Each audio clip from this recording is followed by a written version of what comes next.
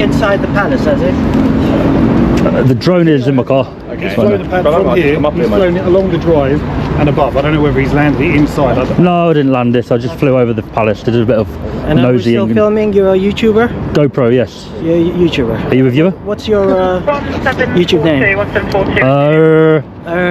You're a copper, so I am, yeah. I could just going to give you information Is without this a reason. recording, is it? Not the video, no. No? It will. Does it need to be, or? No, it doesn't. So, well, what Basically, did they do with you then? I've flown over there. I've had a lot of hassle off the not these guys, but the other team. You've been told not to fly it here? I've been told not allowed. Yeah. And I told them I'm allowed. No, you're not. So I did it. No, you're not. Over this because of the helicopters.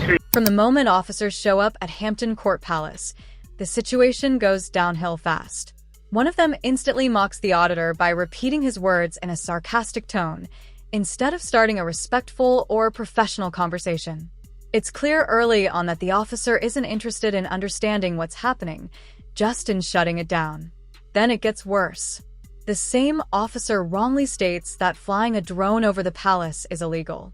His partner backs him up by vaguely mentioning helicopters in the area, but that explanation doesn't hold up.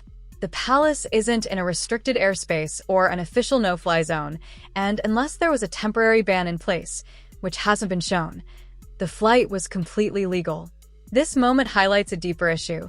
Some officers seem more focused on intimidation and false claims than on staying informed and sticking to the law. It's not a no-fly zone here. Yeah, yes it is. Yes. Can you show me? You gotta look it up. It is on there. Go ahead and look it up. I did all my due diligence before I got here. Palaces, royals, and if the staff says no, It's not about the staff saying no. It's about the law, my friend. Come on. It is. If they're saying. So there's the no-fly zones like airport there. But we're there, it's nothing. But it's, if you looked it up, Hampton Court Palace, no fly zone, alright? So this is what we're gonna do. I've checked. Okay, well you can say that if you've checked or not. There's no fly zone here, my but friend. we're saying that it's not. And, you know, we've looked it up as well.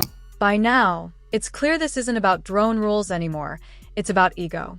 The auditor calmly presents accurate, current information that directly challenges the officer's claim.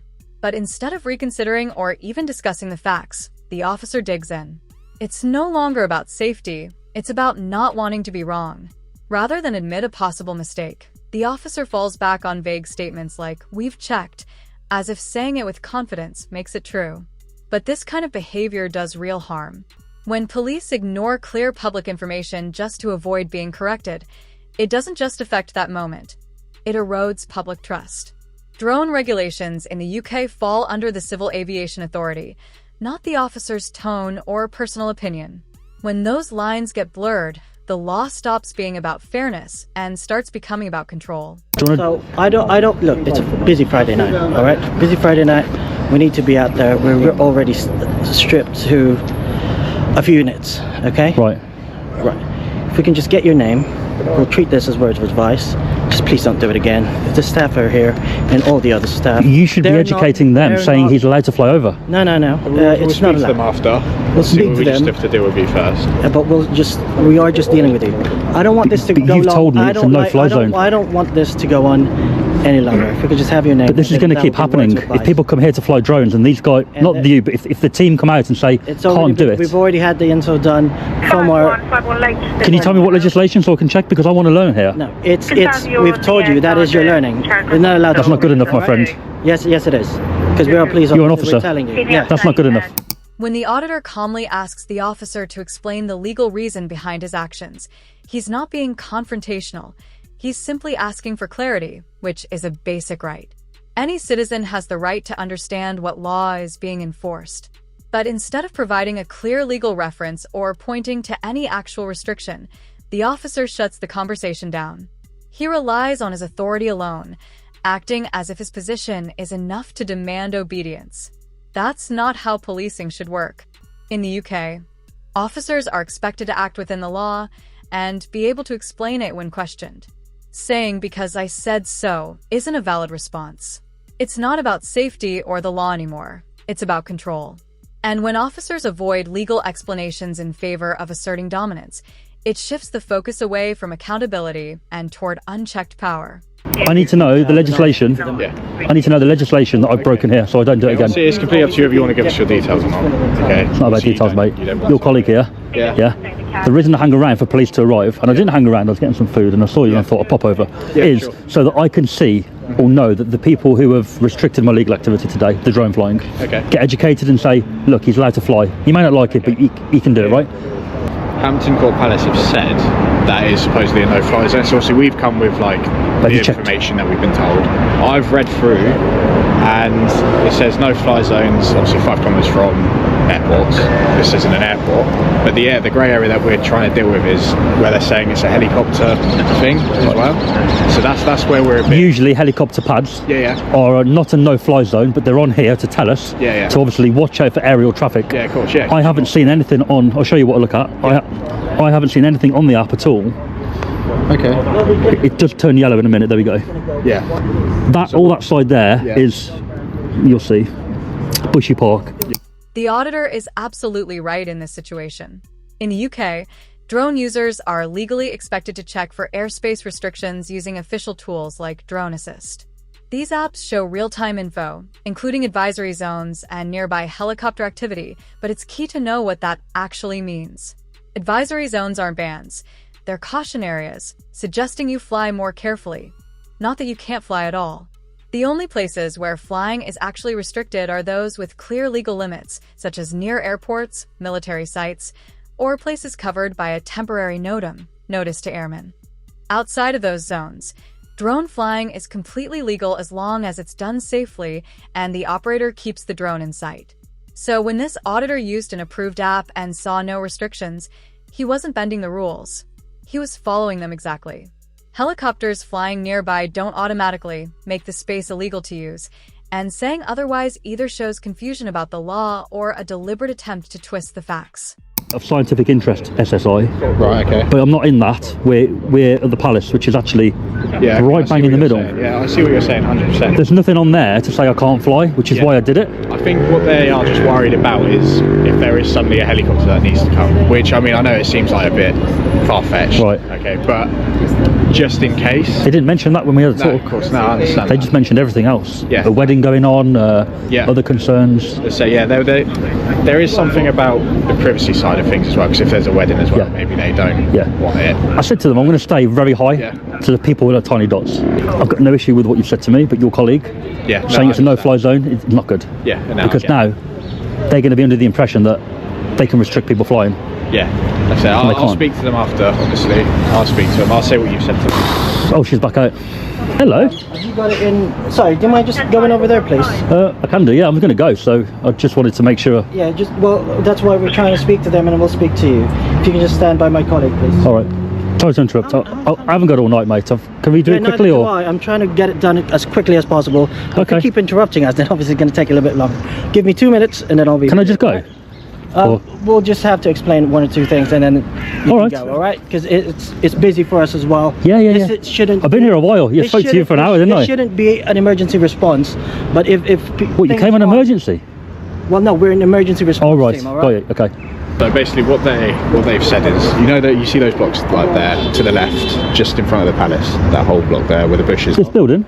Yeah, not the first bit here, but the second half. Yeah. Yeah, that's all like residential. Okay. Whereabouts were you flying it from? I've flown everything, mate, but I'll be honest with you, this long building here, it's probably the one part I haven't really flown in there. Okay, that's fine. It's just because you have to be 110 metres away from residential buildings as well. No. When the original officer re-enters the discussion, his attitude hasn't changed, still dismissive, and now adding more incorrect information. He tries to reference drone laws, but immediately slips up by claiming the weight limit for regulation is 150 grams.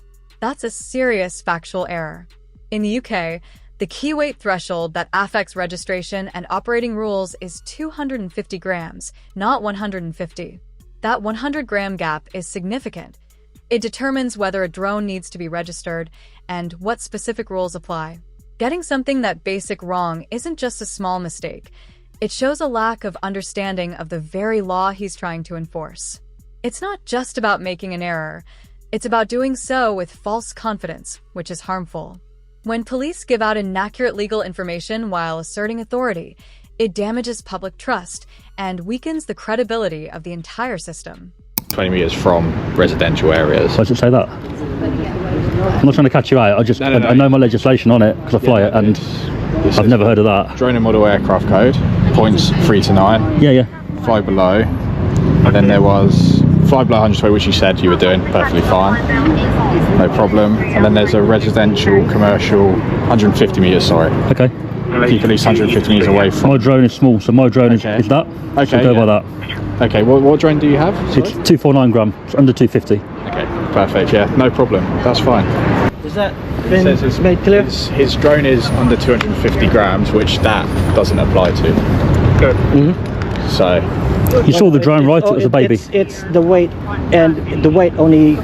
So if we haven't got, it's below, we haven't got hang on. beef with you. As you know, If the we weight is spoke to you for an 150, hour before all of if the weight this. is 150, We're just then asking as a human it's being, above. that was all, Then but- all the license, blah blah blah, and all that. If it's less than, however, that supersedes if it has a camera.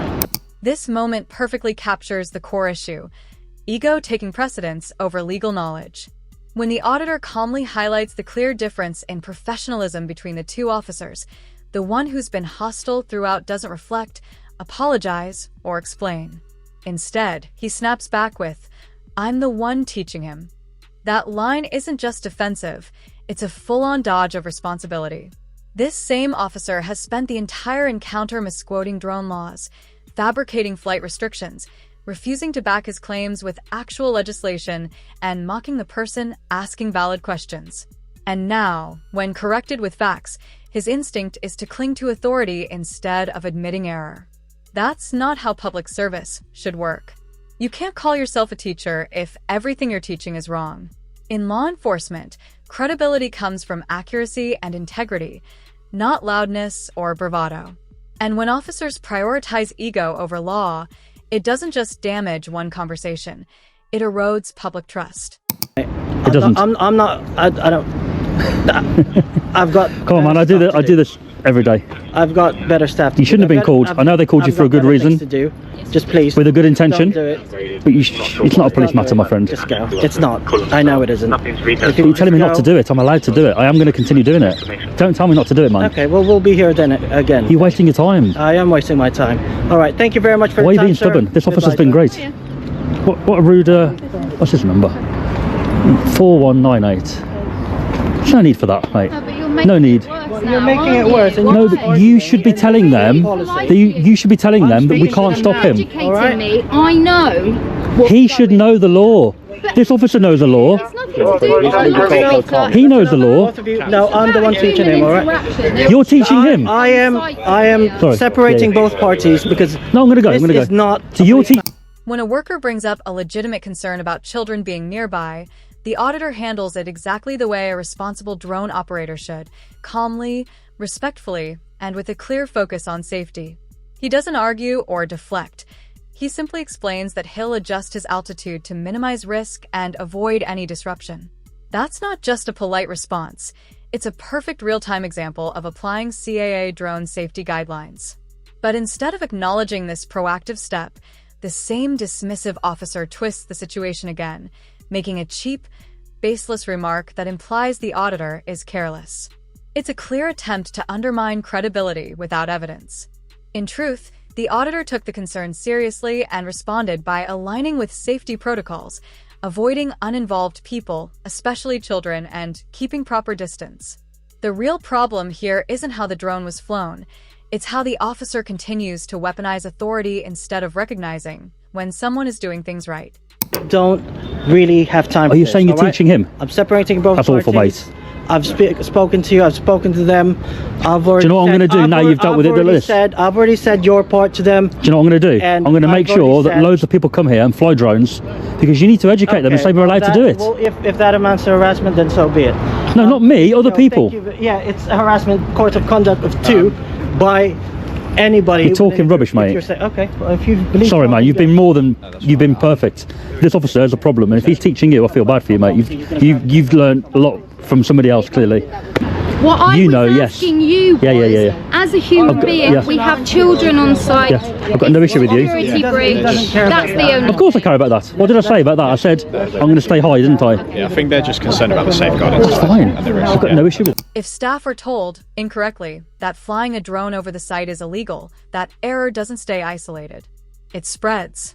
They pass the misinformation along to other staff, warn future visitors, and file the same flawed reports to police, perpetuating a cycle of confusion and wasted resources.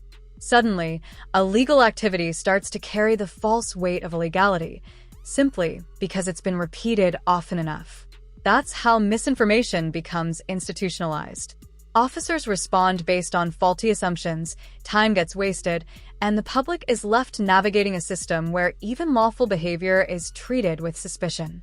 Worse, these incorrect claims start to feel official simply because no one corrected them. And that's the real danger. When opinion starts to overshadow fact and guesswork takes the place of actual law. Accurate, well-informed policing isn't optional, it's essential.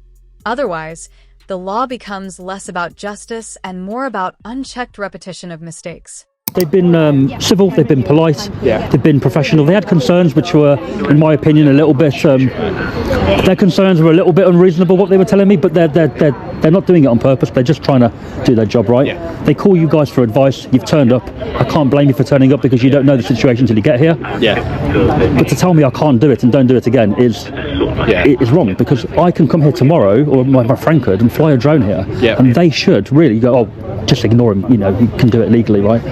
Go, sorry it's happened like this, all right? You've been more than polite, no issue at all. It shouldn't have gone this far. No, it shouldn't. I'd gone, I was having some food. I seen these guys come and thought I'd better pop over, but... Alright, thank you for coming back over. I've got no issue, it's just, I feel like you dealt with it badly, but that's your choice. I'm not dealing with it badly. Look, they've witnessed how I've dealt with it. What's done is done. But it's not a no-fly zone. Anyone can fly the drone here. I've made that clear to both sides. Oh, all right. Well, you told me I can't do it. However, like, you know what? There's no. My colleague has explained it, and I've told him. He's been bang on, yeah. And I'm dealing with both parties, and I've got my colleague dealing with you. Busy day, I suppose, as well. Yeah. All right. Yeah. All right. Thank you very much. I'm going to go. Thanks, man. No problem. All right. As the encounter comes to a close, the auditor offers a calm, direct summary, emphasizing that his issue was never with the staff, but with how poorly the situation was handled by the lead officer from the very beginning. Despite being corrected multiple times with clear facts, the officer refuses to acknowledge any mistake. No reflection, no accountability, just more defiance. This final exchange exposes a deeper problem. What happens when ego takes priority over professionalism? Throughout the interaction, the officer dismissed questions, spread inaccurate legal claims, and mocked legitimate concerns. Meanwhile, the second officer, though initially misinformed, showed what responsible policing can look like. He listened, adjusted, and treated the public with respect. That contrast speaks volumes. Because when law enforcement clings to authority without understanding or humility, it doesn't just damage one encounter, it weakens public trust in the system itself. The auditor didn't just stand up for drone law, he stood up for the principle that facts should always outrank ego. If this kind of breakdown helped clarify the issues, don't forget to like, share, and subscribe. Support independent voices, and check out DJ's channel in the description. This is Rate the Audit. Thanks for watching.